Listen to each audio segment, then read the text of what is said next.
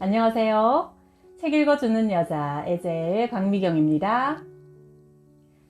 열린교회 김남준 목사님은 목회자의 아내가 살아야 교회가 산다고 하시지만 제가 읽어보니까 교회가 살아야 세상이 산다로 들렸습니다.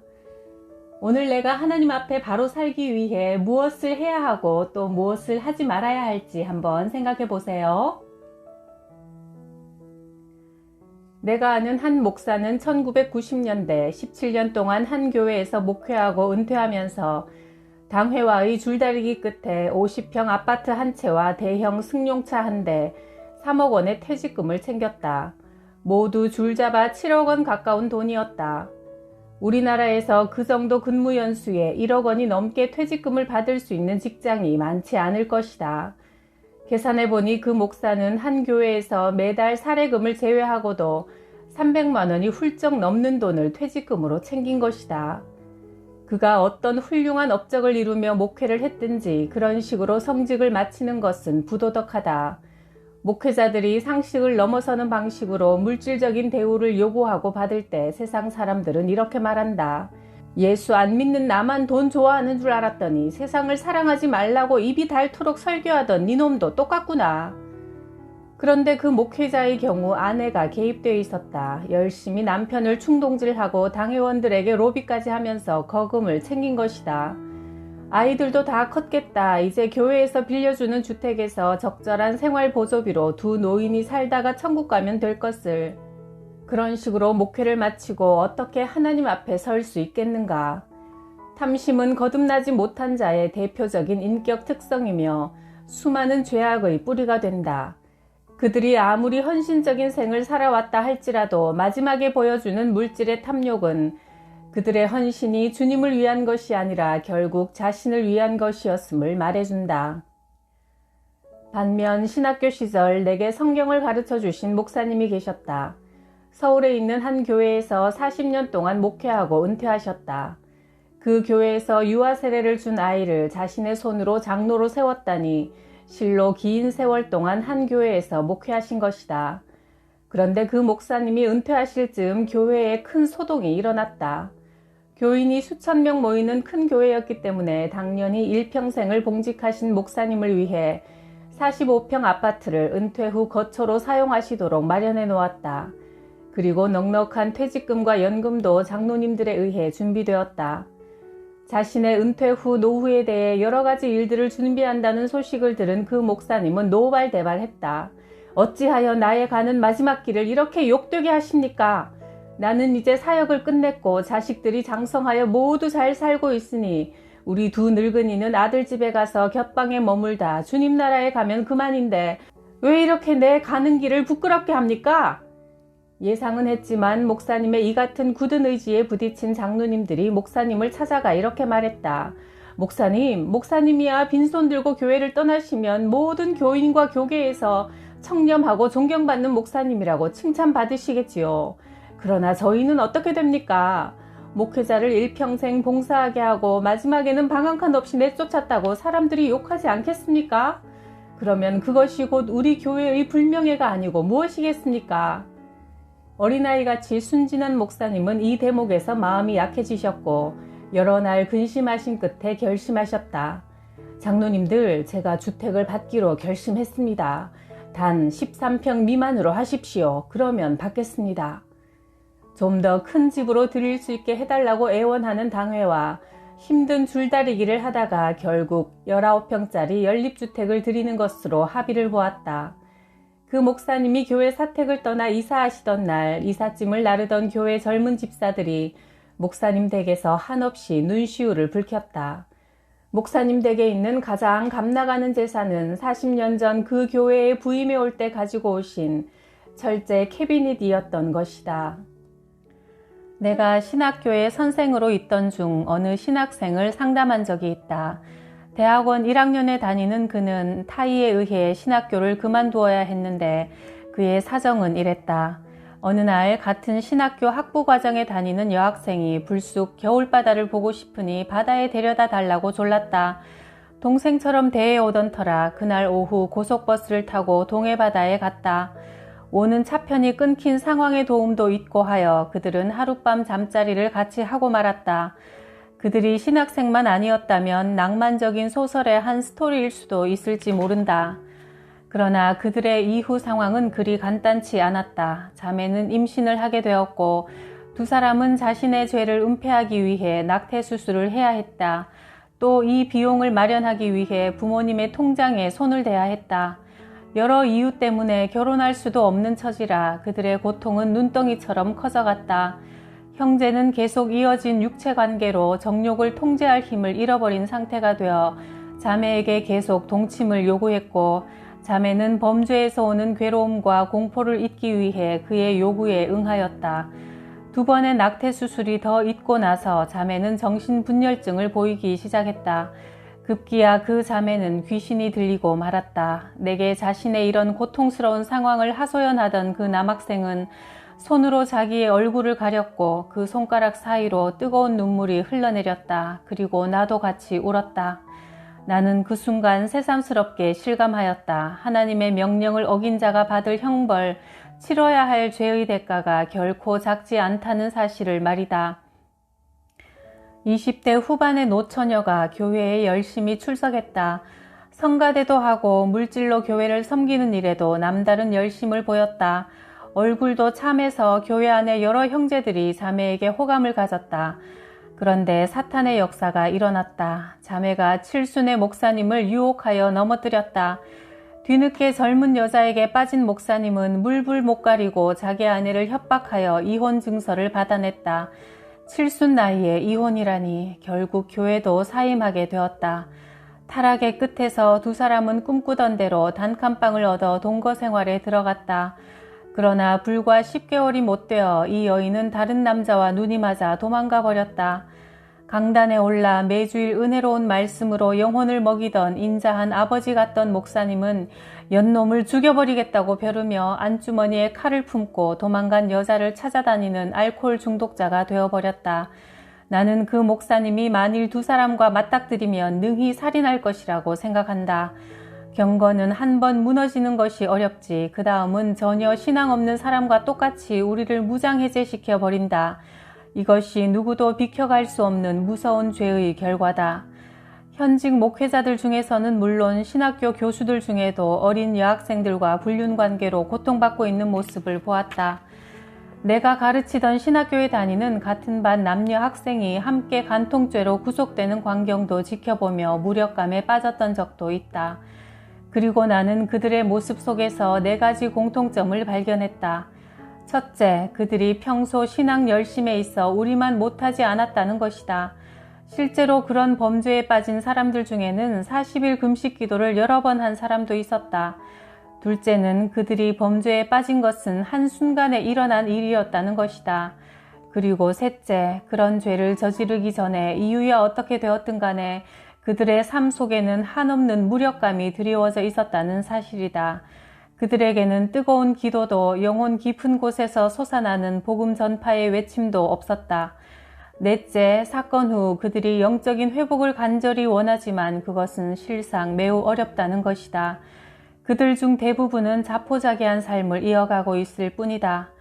실제로 내가 가르치던 신학생 하나는 교회 자매와 간음을 했고 2번의 낙태 수술까지 받게 한 후 졸업반 때 결혼을 하긴 했지만 그의 신앙과 삶 속에서 하나님이 회복시키신 증거를 발견하지 못했다. 두 사람의 관계가 법적으로는 하자 없이 정리되었고 도덕적인 죄책감도 결혼을 통해 채워졌지만 하나님 앞에서 범죄한 문제는 여전히 별개로 남아있었던 것이다.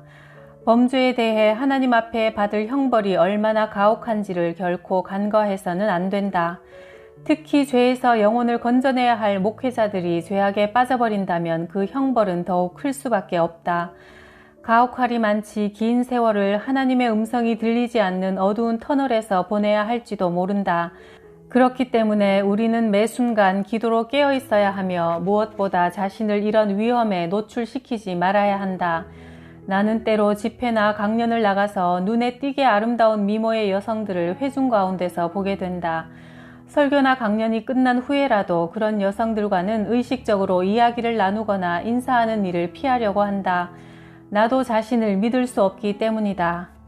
옛날 한국교회 역사 초기 시절에 활동하던 부흥사들 중에는 부흥회를 다니면서 잔심부름도 하고 수발도 들어주는 여신도를 동행한 좋지 못한 유행이 있었다.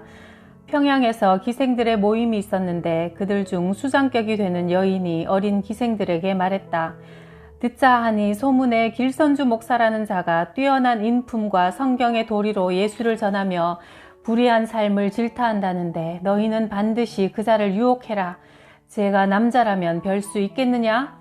엄명을 받은 미모의 기생이 길목사 부흥회에 와서 눈물을 흘리며 회개하는 신용을 하고는 목사님의 부흥회에서 수발드는 여인으로 자청했다.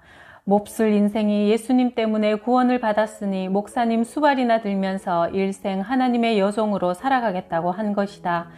길 목사님도 그녀를 처음에는 귀하게 여겨 가까이 두셨다. 그러던 어느 여름날 목사님이 낮 집회를 마치고 숙소에서 웃옷을 벗고 잠시 낮잠을 주무시는데 이 여인이 이때다 싶어 목사님의 숙소로 올라와 자고 있는 길 목사의 가슴에 기대왔다. 목사님이 기겁을 해서 눈을 뜨자 여인이 말했다. 목사님, 소녀를 받아주옵소서.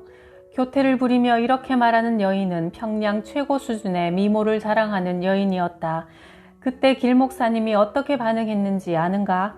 사탄아 물러가라 하며 여인을 밀어버리자 여인은 마루에서 굴러 돛돌에 떨어져 버렸다는 것이다.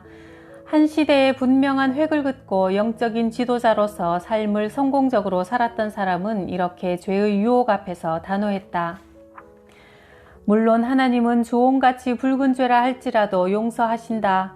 자신이 지은 죄를 깊이 뉘우치고 그 죄를 위호하며 다시는 동일한 범죄의 반복으로 하나님의 이름에 불명예를 돌려드리지 않기로 결심한다면 말이다. 그러나 그 과정이 너무나 살을 애는 듯 고통스럽고 긴 시간이므로 그 모든 과정을 지나서 예전보다 더욱 겸손해져 성령 충만한 사역을 감당하는 사람은 간음죄를 범했던 사람들 중 지극히 소수라는 사실을 알아야 한다. 만약 당신이 결혼을 했다면 아내와의 결합을 더욱 굳게 하라. 이 세상에서 성적인 교제가 허락된 단 한 사람이다. 그리고 만일 아직 결혼하지 않았다면 마음을 거룩한 것들로 가득 차게 하라. 그러나 도저히 견딜 수 없도록 유욕이 생기거든 속히 결혼하라. 이것이 성경의 가르침이다. 어느 교회에서 커다란 분쟁이 일어났다. 교인 중에 한 처녀가 만삭이 되었는데 목사님의 아이라고 교회 앞에서 고백했기 때문이다. 그 목사님은 마침 상처한 지 얼마 안 된 독신이었고 자녀도 없던 터라 해명하기 위해 단상에 섰을 때는 이미 모든 교인들이 목사님의 부정을 믿어버린 후였다. 목사님은 무참하게 강대상에서 끌어내려졌다. 그 처녀는 아이를 출산했고 목사님은 교회에서 파면을 당하고 노예에서는 면직까지 당했다. 교회는 목사님을 퇴직금도 없이 내쫓았고 그 처녀의 집안에서는 아이까지 목사님의 손에 들려보냈다. 그 후 목사님은 강원도의 어느 탄광으로 들어가 5년 세월을 눈물로 기도하며 광부로 품을 팔아 아이를 양육하면서 자신의 결백을 하나님께서 확증해 주시기를 기다렸다. 결국 5년이 되던 어느 해 부흥회를 통해 그 처녀가 회개하고 자기의 아이가 사실은 목사님의 아이가 아니라 교회 내 어느 집사의 아이라는 사실을 온 교회 앞에 눈물로 자백하게 되었다. 교회는 그제야 당회를 소집하여 사죄단을 만들어 목사님을 찾아 나섰다. 그리고 다시 그분을 교회의 목자로 모셨다. 그분은 그 교회에서 평생 성자와 같은 대접을 받으며 전날의 치욕과는 비교되지 않는 영광스러운 목회를 하였다. 미군들이 많이 주둔해 있던 때 그 지역의 율랑녀들을 대상으로 열심히 선교하던 목사님을 알고 있다. 비록 몸을 팔아 먹고 사는 처지의 여인들이었지만 교회 다니는 사람들이 여럿 있었다. 그런데 그들은 교회에 출석하면서도 여전히 율락행위를 업으로 삼으며 살아갔다. 그들은 자신들의 하는 일을 단지 직업일 뿐이라고 생각하기 때문에 교회에 나와서 예배드리고 신앙생활을 하면서도 그 일을 계속한다는 것이다. 더 이해할 수 없는 것은 교회는 그들에게 세례를 주고 여전도회 연합회 임원이나 회장까지 맡겨서 노회 모임에도 참석하곤 했다는 것이다. 열심히 교회를 섬기고 헌금도 잘 하고 봉사까지 열심히 하는데 그 이상의 변화는 안 된다는 것이다. 그 목사님의 판단에 의하면 이것이 바로 성령의 역사하심 없이 행하는 복음 사역의 한계라는 것이다. 열심히 노력하고 그들을 사랑하면 교인으로 만들 수 있을지는 모른다. 그러나 생계의 위협에도 불구하고 잘못된 삶을 버리고 죄에서 돌아서도록 결단하게 만드는 것은 오직 성령이 하시는 일이다. 미국 베델 루터 교회의 할레이 스위스감 목사님은 베델 성서교재를 저술하여 이 책이 수십 개 국어로 번역되고 세상의 주목을 받자 즉시 어느 대형 교회 교육 목사로 청빙받게 되었다. 그 교회는 과연 목사님의 명성에 걸맞게 푸른 풀밭 위에 아름다운 화강암으로 저택을 지어주었다. 그러나 그 그림 같은 집에 입주한 지 일주일이 채 지나지 않아 목사님은 건축업자를 불러 부탁했다. 이 집 옆에 낡은 판자와 허름한 함석을 이용해 창고를 하나 만들어 주시오. 그 창고가 다 지어지던 날 목사님은 그 밤을 창고에서 지냈다. 그분은 일찍이 양치기로 예수님을 믿게 된 사람이었다. 고달픈 일과를 마치고 건초더미 위에 드러누워 뚫어진 함석 지붕 사이로 초롱초롱 비추어오는 별빛을 맞으며 하나님을 찬송하고 기도하면서 하나님과 깊은 영적 교제를 누리던 신앙의 추억이 있는 사람이었다. 그러나 갑자기 여유로워진 넓은 저택의 생활이 예전과 같은 하나님과의 친밀한 관계로부터 자신을 멀어지게 하는 것 같은 느낌을 받았던 것이다. 그래서 그때마다 그 창고에 들어가 엎드려 기도하며 지난날 보잘것없던 자신을 하나님이 어떻게 높이셨으며 여기까지 인도하셨는지를 되새기며 주님 앞에 참된 일꾼으로 살기로 다짐했다는 것이다. 어느 목사님이 신도시에 위치한 200~300명 모이는 교회에 부임하여 불과 몇 해 사이 1000명 가까운 교세를 이루었다. 그런데 아직 한창 사역해야 할 아까운 나이에 과로사로 돌아가시고 말았다. 그 목사님은 교회가 성장하는 데 모든 힘과 열정을 쏟아부었다. 오래된 교회가 대부분 그렇듯 연로한 장로들과의 잦은 갈등으로 고통을 받으면서도 교회가 성장할 수 있다면 무엇이든 배우고자 했고 목회 현장에 그것들을 도입하고 실천하기 위해 혼신의 힘을 다했다. 그 목사가 과로사로 세상을 떠나기 얼마 전 그와 신방에 동행하던 다른 부교역자들은 자주 그분의 이상한 모습을 보았다. 그 목사님이 시도 때도 없이 옆에 누가 있는 줄도 모른 채 이렇게 중얼거리더란다. 그래, 두고 봐. 나는 반드시 해낼 거야. 다들 지켜보라지. 내가 해내나 못 해내나 반드시 해내고 말 거야. 무언가 깊은 원망과 한에 서린 표정으로 중얼대던 혼잣말은 어디서 비롯된 것일까? 그러나 하나님이 원하시는 생명을 다한 충성은 이런 성공주의적인 야망과는 구별돼야 한다. 하나님이 인정하시는 거룩한 열정은 오직 하나님의 거룩하심을 체험한 성령 충만한 사람들만이 가질 수 있다. 하나님을 갈망하는 기도 속에 성령의 충만함을 입어야만 사역을 자기 일로 여겨 인간적인 동기와 목표 속에 길을 잃지 않게 된다. 한때 미국인들 가운데 유행하던 욕이 있었다. 자기가 미워하는 사람이 앞으로 고생이나 실컷 하고 체면을 구기는 인생을 살도록 저주하는 말이 성령 받지 말고 목사질이나 실컷 해먹어라 였다. 성령의 능력 아래서 목회하는 것이 아니라면 단지 밥 벌어먹기 위한 직업에 지나지 않는다. 만일 지금 우리가 성령 충만하다면 그것을 지키기 위해 더욱 영혼의 시선을 하나님께만 고정하며 살아야 할 것이고 만약 성령 충만하지 못하다고 느낀다면 날마다 눈물을 흘리며 성령을 구하고 사모해야 할 것이다. 마치 그것밖에는 필요한 것이 없는 것처럼 하나님께 매달리며 간구해야 할 것이다. 하나님께서 당신을 불쌍히 여기실 때까지 하나님 앞을 떠나지 마라. 가치 있는 것은 쉽게 얻어지는 것이 아니다. 그러나 간절히 구하면 성령을 주실 것이다. 너희가 악할지라도 좋은 것을 자식에게 줄 줄 알거든 하물며 너희 천부께서 구하는 자에게 성령을 주시지 않겠느냐. 누가복음 11장 13절에서 예수님께서 약속하셨기 때문이다. 설교자 마틴 로이드 존스는 이미 살아생전에 세계적인 설교자여 저자가 되어 각 출판사로부터 꽤 많은 인세를 받았다. 그러나 그의 생전 모습에 대한 사위의 증언은 그가 실로 하나님의 사람이었음을 보여준다. 존스 목사님은 출판사에서 인세를 보내오기만 하면 늘 누가 물질적인 도움이 필요한지 열심히 궁리하곤 하셨습니다. 힘 닿는 대로 넉넉히 나누어 주며 살아가는 것이 영혼을 향해 사는 그리스도인들이 취할 물질에 대한 태도다. 물질에 대한 집착과 탐욕은 미래의 가난에 대한 두려움에서 비롯되며 이는 나를 돌보시는 하나님을 못 믿기 때문이다. 우리의 이런 물질 사랑의 심리에 대해 성경은 이렇게 말한다. 돈을 사랑하지 말고 지금 있는 것으로 만족하라. 주께서 친히 말씀하시기를 내가 결코 너희를 버리지 않고 너희를 떠나지 않을 것이다. 그래서 우리는 담대하게 이렇게 말한다. 주님께서 나를 도우시니 내게는 두려움이 없도다. 히브리서 13장 5절 6절 말씀. 김남준 목사님의 신학 공부 나는 이렇게 해왔다 계속 소개합니다. 1960년대 한국 교계에서 있었던 실화다. 어느 날 한 교회 담임 목사실로 고운 목소리의 중년 여성이 전화를 걸어왔다.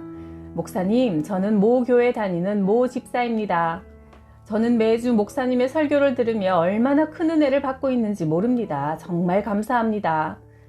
목사님은 자신의 설교에 은혜 받고 있다는 말에 모든 경계심이 풀렸다. 목사님, 제가 여행사를 하고 있는데 하나님께서 복을 많이 주셔서 큰 회사가 되었습니다. 얼마 전 기도하는 중에 성령님께서 하나님의 복을 받아 돈을 많이 벌었으니 이제는 훌륭하신 목사님들을 성지순례로 섬겨드리라고 말씀하셨어요. 그래서 저희 회사에서 목사님 30분을 무료로 이스라엘 성지순례를 보내드리려 하는데 목사님은 평소 제가 존경하는 분이라 제일 먼저 전화를 드렸습니다. 그 목사님은 기분 좋게 여성의 제의를 수락했다. 그리고 몇 주 후 공항에 도착하니 정말 30명의 목회자들이 모여 있었다. 그렇게 열흘 정도 성지순례가 시작되었는데 일반적인 수준의 여행이 아니었다. 스스로 사장이라고 소개한 그 여성이 일정 내내 직접 따라다니며 깍듯하게 시중을 들었고 최고급 호텔에 묵으며 진귀한 음식들로 대접받았다. 모든 목회자들이 흡족하게 여겼고 시간이 있을 때마다 입에 침이 마르도록 자신들에게 공짜 해외여행을 시켜준 그 여성을 칭찬하며 축복 기도를 아끼지 않았다. 어느덧 여행의 마지막 날 밤 주최 측은 특별한 모임을 마련했으니 호텔 회의실로 모여달라고 부탁했다. 모인 목사들은 깜짝 놀랐다. 그들이 들어간 회의실 앞 벽면에는 당시 한국교회가 치열하게 투쟁하던 이단의 현수막이 걸려 있었기 때문이다. 당황해하는 목사들에게 그토록 친절하던 여성도가 야멸차게 말했다. 목사님들, 그동안 수고 많으셨습니다. 여러분은 이제까지 우리 교주님이 대주시는 돈으로 여행을 하셨습니다. 사진도 있고 증거도 남겼습니다. 이제 선택하십시오.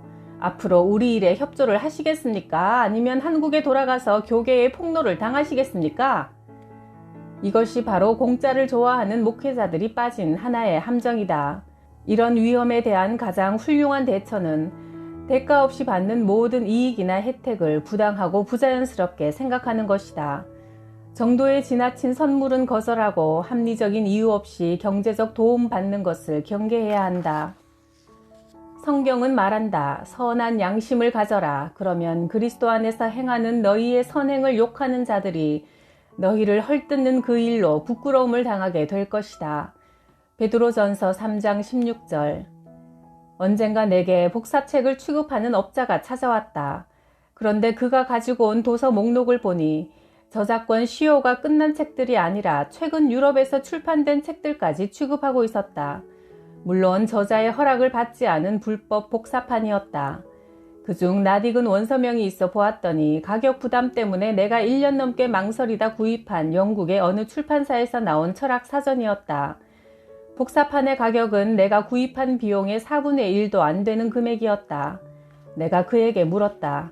교회에 다니신다고 했는데 직분은 있으십니까? 그는 자랑스럽게 자신을 장로라고 소개했다.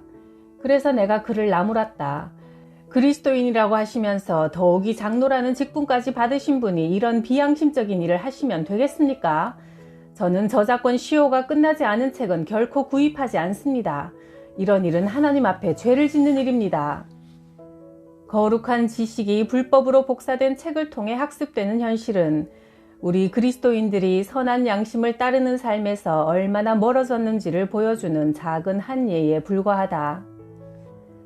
언젠가 교회에서 방송 장비를 구입할 일이 있었다. 설치하는 작업을 끝내고 떠나면서 납품업자는 교회 직원에게 두툼한 현금 봉투를 하나 내밀었다. 직원이 이게 뭐냐고 묻자 납품업자는 구입가의 5%에 해당하는 사례금이라고 했다.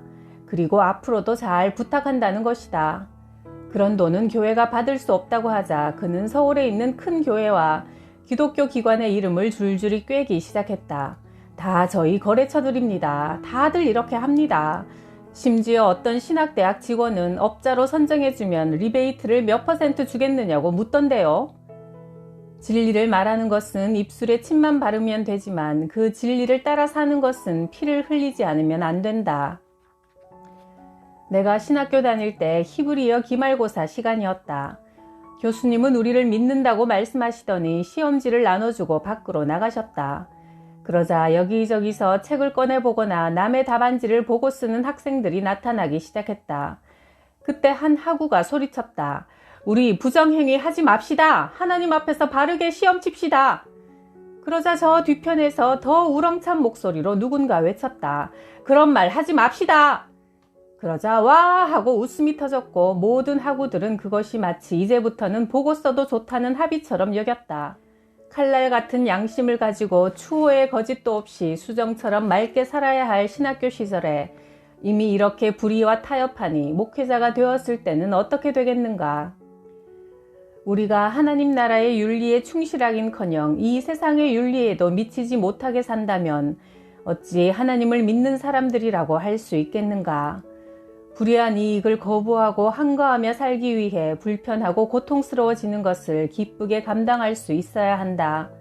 작은 일에 불의한 자는 큰 일에도 불의하다고 우리가 주님으로 섬기는 예수 그리스도께서 누가복음 16장 10절에서 말씀하셨다. 여러 해 전의 일이다. 어느 청년이 우여곡절을 거치면서 결국 세상의 허무함을 인식하고 절로 들어갔다. 그래서 승려가 되는 절차에 따라 불교를 학습하고 있었다.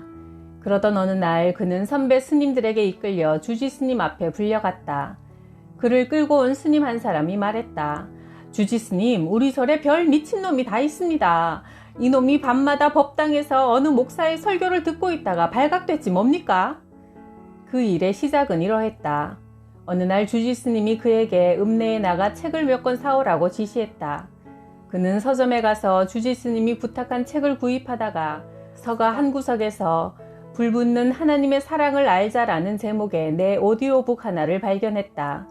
그는 그것도 함께 사서 절로 돌아와 낮에는 절에서 봉사하고 밤이면 그 오디오북 설교를 들으면서 예수 그리스도 복음의 진리를 접하게 된 것이다. 모든 사실이 밝혀지자 그는 주지 스님에게 이렇게 고백했다. 저는 아무래도 기독교로 개종해야 할 것 같습니다. 그러자 주지 스님이 이렇게 말했단다. 그래, 나도 불교에 귀의하기 전에는 주일학교 교사였다. 그 길이 진리라고 생각되면 교회로 가거라. 진리는 모든 사람들의 것은 아니다. 그러나 우리가 진실하게 진리를 전할 때 어둠 속에서 그 진리를 기다렸다가 간절히 붙드는 영혼들이 있다. 그러므로 우리는 온 마음과 삶을 다해 진리를 진리답게 전하기를 힘써야 한다. 독실한 불교 신자였던 한 부인이 우리 교회에 등록했다. 그녀는 오랫동안 절에 다녔지만 마음의 평안을 얻지 못해 자신을 지도하던 스님을 찾아가 이렇게 말했단다. 스님, 저는 아무래도 불교가 맞지 않는 것 같습니다. 교회에 다니면 어떨까 하는 생각이 계속 드는데 교회로 옮겨도 되겠습니까? 그랬더니 스님이 한 교회를 추천해 주셨는데 그것이 바로 내가 심호하고 있는 열린교회였다. 그녀는 스님, 왜 많은 교회 중에서 하필 그 교회를 추천하십니까? 묻자 스님은 이렇게 대답했다. 내가 설교를 들어봤는데 그래도 그 교회는 경전을 설교하는 것 같습니다. 내가 중국에 갔을 때 그곳 사역자에게서 들은 이야기다. 중국 정부가 공식적으로 인정하는 어느 삼자교회가 교인들과 목사가 심하게 분쟁하고 있었다. 급기야 목사는 교인들에게 알리지도 않고 잠시 교회를 비웠고 이로 인해 수요 예배에 설교할 사람이 없게 되었다. 그때 마침 중국 종교국에서 공무원 한 사람이 그 교회를 방문해 분쟁 상황을 파악하고 있었다. 그리고 자신이 수요 예배 설교를 하겠다고 자청했다. 물론 그는 공산당원으로 무신론자였다. 설교단에 오른 그는 서로 사랑하라는 성경 말씀 한 절을 읽고 이렇게 말했다. 보십시오. 예수님도 서로 사랑하라고 했는데 당신들은 어찌해서 허구한 날 싸웁니까? 당신들이 섬기는 예수님이 그것을 좋아하겠습니까? 당신들은 예수님 보기가 부끄럽지도 않습니까? 온 교인이 그 설교를 듣고 마음이 찔려 회개를 했다고 하니 이 얼마나 부끄러운 이야기인가. 고린도전서 6장 1, 2절 말씀처럼 성도가 세상을 심판해야지 교회가 세상에게 심판을 받아서야 되겠는가. 내가 너희에게 말한다. 너희의 의가 율법학자들과 바리새인들의 의보다 낫지 않으면 결코 천국에 들어가지 못한다. 마태복음 5장 20절 말씀. 결혼한 지 16년 만에 작은 빌라를 하나 장만하게 되었다. 한 집에서 평균 2년도 못 살 정도로 자주 이사를 다니는 생활이 고통스럽던 차라 감사했다. 한 번도 내 집을 지니고 살아보지 못하던 터라 집을 사고 등기하는 과정에서 몇 가지 놀랄만한 일을 경험해야 했다. 그중 하나가 집을 팔고 살 때 내는 세금이었다. 별로 크고 좋은 집도 아닌데 세금이 700만 원이나 나왔다. 세금 업무를 처리해주는 중개사무소와 법무사무실에서는 우리에게 2개의 계약서를 쓰도록 가르쳐 주었다. 하나는 실제로 집을 사고 판 진짜 계약서고 다른 하나는 세금을 적게 낼 목적으로 허위로 작성해 관공서에 제출하는 가짜 계약서였다. 그들의 충고는 이렇게 이중계약서를 쓸 경우 350만 원만 내도 되는 세금을 무엇 때문에 고지고대로 다 내느냐는 것이다. 다른 사람들도 모두 이런 식으로 집을 사고 판다고 가르쳐주는 직원의 슬기로운 눈빛은 어느새 우리를 한심하다는 듯 비웃는 눈빛으로 변해가고 있었다. 아주 잠깐 동안 몇 가지 생각이 스쳐갔다. 그러나 즉시 그것은 옳지 않다고 결론 내렸다. 하나님의 백성들에게는 세상과 다른 윤리가 규제하고 있다는 사실을 기억했기 때문이다.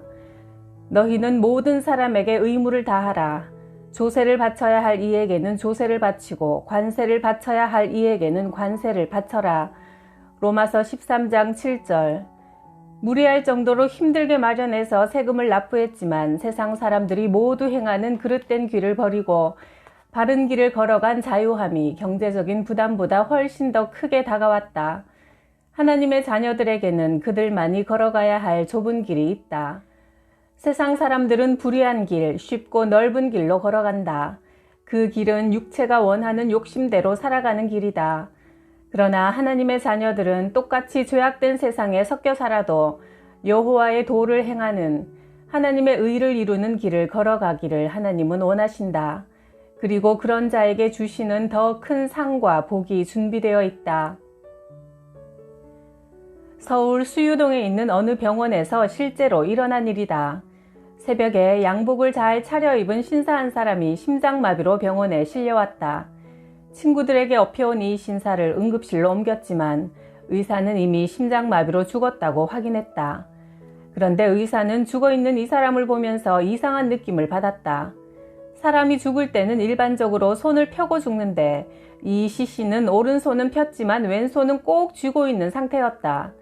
의사가 조용히 시신에게 다가가 움켜진 손가락을 하나씩 펴기 시작하더니 시신의 마지막 손가락이 펼쳐질 때 그의 손 안에서는 화투 2장이 툭 떨어졌다. 그 2장을 보는 순간 의사는 자신도 모르게 이렇게 말했다. 38 광땡이네. 사연은 이랬다. 이미 고인이 된 이 남자는 초상집에 가서 친구들과 어울려 밤새도록 화투를 쳤는데 가지고 간 돈을 모두 잃어버렸다. 그러던 새벽 판돈이 잔뜩 쌓였는데 화투 2장을 받아들고 살며시 펼쳐보니 38 광땡이었다. 일설에 의하면 이런 패가 나오면 약조에 따라 이미 건 판돈의 3배 이상을 거두어 드린다고 한다. 그는 너무나 감격하고 놀란 나머지 화투 2장을 미처 펼치지도 못한 채 3 하다가 쇼크로 죽고 만 것이다. 여러분은 지금 이 이야기를 들으면서 아마 웃고 계실 것이다.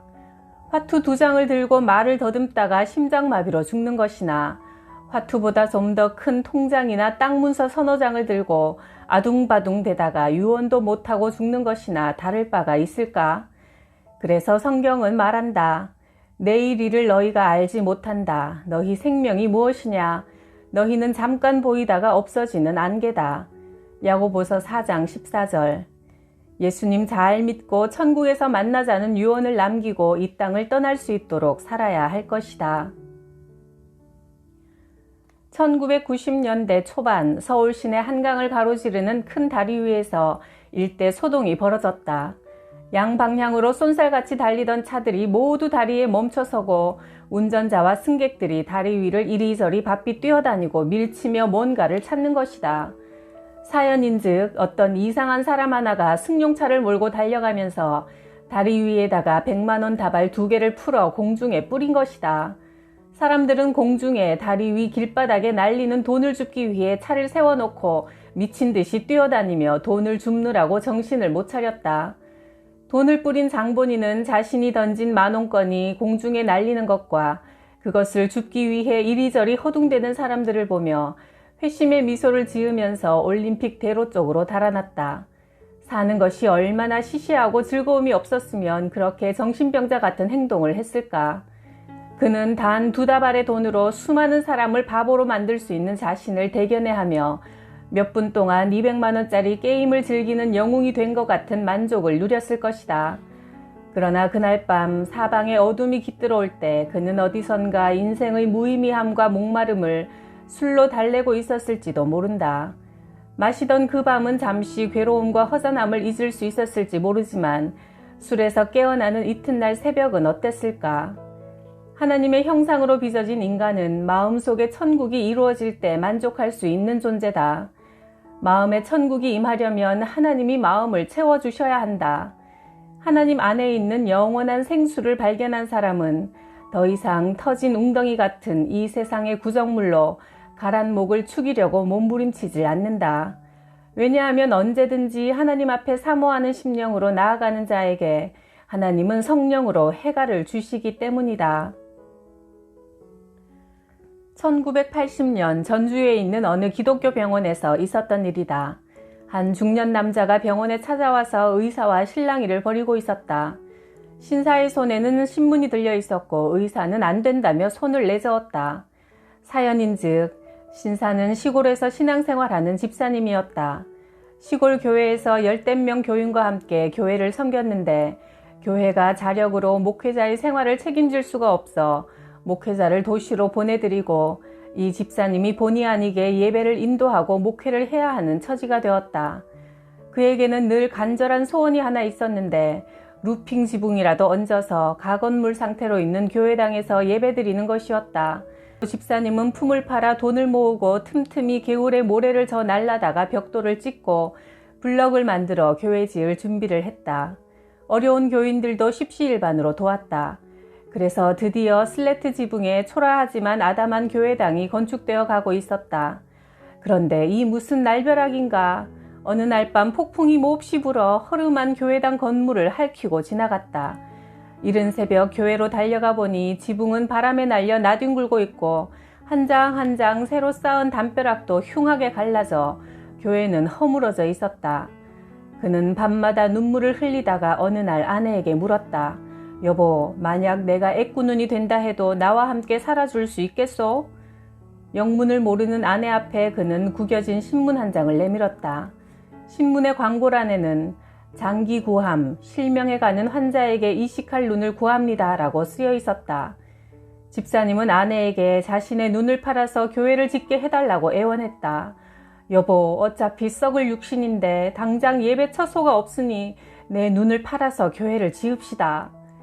몇 주간을 애원하는 남편의 간청에 아내는 마지못해 허락했고 집사님은 그 길로 이 병원에 달려온 것이다. 의사의 기막힌 보고를 받은 병원장은 어느 큰 교회의 장로님이었다. 원장 장로님은 자신도 생각할 수 없는 집사님의 충성스러운 마음에 커다란 감화를 받았다. 점심시간을 이용해 예수 믿는 전 직원을 모아서 이 안타까운 사정을 말하고 그 자리에서 집사님의 교회를 위해 모금을 했다. 성령으로 감동받은 사람들이 낸 금액은 교회를 재건축하고도 남을 정도로 넘치는 헌금이었다. 미국의 어느 심리학자가 짓궂은 실험을 했다. 당시 사회의 저명인사 24명에게 발신인이 없는 긴급 전보를 쳤다. 모든 것이 탄로 났으니 속히 피하시오. 심리학자가 그 전보를 친 지 24시간 안에 놀랍게도 9명이 출국해버렸다. 사람들은 나름의 말 못할 죄와 그로 인한 불안을 안고 살아간다. 우리가 세상과 교회 사이에서 양다리를 걸치고 오락가락하며 살아가는 중 어느 날 하나님의 음성이 들려올 것이다. 이 사람아, 이제는 내가 네 영혼을 데려가야 하겠다. 그때 할렐루야 하며 당당히 하나님 앞에 설 수 있도록 날마다 준비하는 마음 자세와 생활 태도로 살아야 할 것이다. 하나님의 사람으로 일평생을 살았던 영국의 설교자 찰스 스펄전 목사는 설교에서 이렇게 말했다. 누가 나더러 왕관을 쓰고 한 나라의 왕이 되라고 한다면 나는 이렇게 말할 것이다. 그런 사소한 일에 신경 쓸 시간이 없노라. 나는 내 온 삶을 예수 그리스도의 십자가 복음을 전하는 것을 위해 모두 사용하겠다. 원인을 알 수 없는 이상한 병에 걸린 중년 남자가 있었다. 여러 병원에 유명하다는 의사는 다 만나보았지만 신경성 질환이라는 진단 외에 별다른 소견이 없는 병이었다. 낮이면 불안하고 초조하고 밤이면 누군가 목을 조이는 것 같이 가슴이 답답해 오면서 잠을 이루지 못하는 병이었다. 뭔가 큰 불행이 다가오거나 사랑하는 사람이 자신을 멀리 떠날 것 같은 불길한 예감으로 안절부절 못해하는 생활을 계속하고 있었다. 급기야 오랫동안 다니던 직장도 사직해야 할 상황에 이르자 그의 처지를 딱하게 여긴 친구로부터 독실한 기독교인 의사가 진료하는 정신과를 소개받았다. 의사는 젊은 사람이었지만 겸손하고 친절하게 마음을 기울여 자신의 이야기를 다 들어주었다. 그 태도에 마음이 열려 이 환자는 1시간이 넘도록 왠지 불안하고 두려워 안절부절 못하는 자신의 처지를 한탄하며 눈물을 쏟아냈다. 긴 시간 환자의 이야기를 경청하던 의사는 자리에서 일어나면서 단호히 말했다. 선생님, 염려 마십시오. 그 병을 제가 꼭 고쳐드리겠습니다. 그동안 여러 의사를 만나보았지만 애매모호한 진단 끝에 효과도 분명치 않은 약봉지를 몇 개 지어주거나 장기간 치료해야 한다는 처방을 내려주는 게 고작이었는데 이 젊은 의사의 확신에 찬 선언은 그를 의아하게 만들었다. 의사는 하얀 봉투를 환자에게 내밀며 말했다. 선생님의 병은 웬만한 약으로는 고칠 수 없는 질병입니다. 제가 매우 귀한 약을 처방했으니 오늘 밤 조용한 시간에 혼자서 이 처방전을 읽어보십시오. 환자는 깊은 밤 침대 머리맡에서 봉함된 처방전을 뜯어보았다. 뜻밖에도 이런 메모지가 나왔다. 처방전, 귀하의 신속한 쾌유를 기원하며 다음과 같이 처방합니다. 약 이름, 구약, 약 종류, 시편 23편, 용법 및 용량, 하루 5번 식전 식후에 물 없이 천천히 씹어서 드시오. 주의사항, 꾸준히 장기 복용해야 뚜렷한 효과를 볼 수 있습니다. 환자는 처음에 매우 분노했다. 사기당하고 농락당한 것 같은 불쾌한 마음을 주체할 수 없어 홧김에 그 처방전을 구겨서 쓰레기통에 던져버렸다. 그러나 그날 밤도 그는 한숨도 못 자고 불면증에 시달리자 지푸라기 잡는 심정으로 책장 한 구석에 꽂힌 성경책을 가져다가 작은 카드에 시편 23편을 깨알같이 옮겨 적었다. 그리고 의사의 지시대로 하루에 5번씩 천천히 읽기 시작했다. 아침에 일어나서 1번, 아침 먹고 나서 1번, 점심 먹고 1번, 저녁 먹고 1번, 그리고 잠자리에 들기 전 1번, 모두 합해서 정확히 매일 5번씩 읽었다. 그리고 한 달이 흘렀다. 이제는 하도 많이 읽어 거의 외울 수 있게 되어 그는 언제부터인지 정해진 시간이 되면 조용히 눈을 감고 시편을 암송하는 버릇이 생겼다. 주님은 내 목자시니 내가 부족함이 없도다. 그가 나를 푸른 풀밭에 누이시며 쉴 만한 물가로 인도하시는도다. 내게 다시 새 힘을 주시고 주님의 이름을 위해 바른 길로 인도하시는도다. 내가 사망의 음침한 골짜기로 다닐 때도 주께서 나와 함께 하시고 주의 지팡이와 막대기로 보살펴 주시니 내가 두려워할 것이 없도다. 주께서 내 원수들이 보는 앞에서 내게 잔치상을 차려주시고 내 머리에 기름을 부으시니 내 잔이 넘치나이다. 내가 사는 날 동안 주님의 선하심과 인자하심이 나를 따르니 내가 주님의 집에서 영원히 살리로다.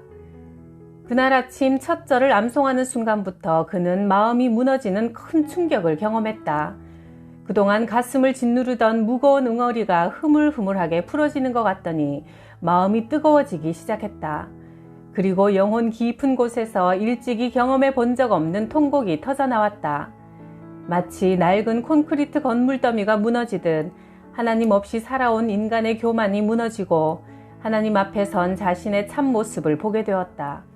한때 사회에서는 촉망받는 사람이었고 스스로도 유능하다고 생각해왔지만 실은 하나님을 떠나 길 잃은 양의 처지가 되어 이리저리 헤매던 자신의 본 모습을 보게 된 것이다. 그는 물질적인 것, 육신적인 것에 얽매여 자신의 영혼을 돌보는 일에 얼마나 소홀했는가를 뼈저리게 후회했다. 그는 길 잃은 한 마리 양과 같은 자신을 말씀으로 찾아와 만나주신 하나님의 은혜 앞에 울고 또 울었다. 치료하시는 하나님의 은혜와 사랑이 그의 영혼에 강물같이 흘러들어왔다. 그런 일이 있고 나서 그의 우울증, 불면증, 공황장애 따위는 씻은 듯이 나아버렸다. 여러분에게는 이런 체험이 있는가? 하나님을 인격적으로 만난 가슴 벅찬 경험이 있는가? 창조주 하나님을 나의 하나님이라고 부를 수 있게 하는 신앙의 고백이 있는가? 이렇게 하나님을 만나고 아는 것이야말로 모든 회복의 관건이다. 전심으로 하나님을 추구하고 그분 뵙기를 사모하시기 바란다. 살아계신 하나님을 만나야만 이 어두운 세상을 불꽃으로 살아갈 수 있기 때문이다. 내가 젊은 시절 직장에 다닐 때 가정에 매우 절박한 기도 제목이 있었다. 출근 전 새벽 시간에 동네 교회에 나가 기도하지 않을 수 없게 되었다. 너무나 절박한 문제라 뜻을 세우고 매일 새벽마다 하나님께 호소했다. 그렇게 기도하던 일주일째 새벽 기도에 왔던 사람들이 다 돌아가고 교회당에 나 혼자 남게 되었다. 그 새벽 시간 나는 마음이 한없이 가난해져 의자에서 내려와 바닥에 무릎을 꿇고 간절히 기도했다. 고요한 중에 하나님을 바라는 절절한 묵상 기도였다. 그때 뜨거운 한 덩어리의 불이 마치 유성처럼 강단을 떠나 내게로 날아와 머리에 부어지는 체험을 했다. 머리에 부어진 그 성령불은 온몸 구석구석까지 순식간에 번져갔다. 그 순간 하나님의 큰 은혜가 내게 내리는 것을 경험했다. 그리고 내 마음은 하나님의 사랑을 갈구하는 마음으로 가득 찼다. 소원이 있다면 예수님처럼 온전해지고 거룩하신 하나님을 닮고 싶은 것이었다. 내 모든 것이 하나님의 영광을 위해 사용되는 것뿐이었다. 아무도 없는 고요한 예배당에서 아침 햇살이 낡은 창문에 가득할 때까지 한없이 울었다. 하나님 앞에 초라한 나 자신에게 넘치도록 사랑을 부어주시는 하나님 때문에 이 세상에 없는 완전한 기쁨을 맛볼 수 있었다. 사람은 오직 성령으로 충만할 때만 완전한 만족을 얻는 존재임을 깨달은 날이었다. 내가 간절히 주님을 기다렸더니 주님께서 나를 굽어보시고 내 부르짖음에 응답하셨도다. 시편 40편 1절. 내가 주님을 간절히 찾았더니 주님께서 내게 응답하시고 내 모든 두려움에서 나를 건지셨도다. 시편 34편 4절. 나는 나를 사랑하는 사람을 사랑하며 나를 간절히 찾는 사람을 만나주겠다. 잠언 8장 17절 말씀. 요즘 쌀쌀한 계절에 우리도 하나님을 간절히 찾아서 성령의 불을 받고 그 불꽃을 세상에 퍼뜨리며 뜨겁게 살아갑시다. 구독, 좋아요, 댓글의 사랑으로 제 마음을 뜨겁게 해주셔서 감사해요.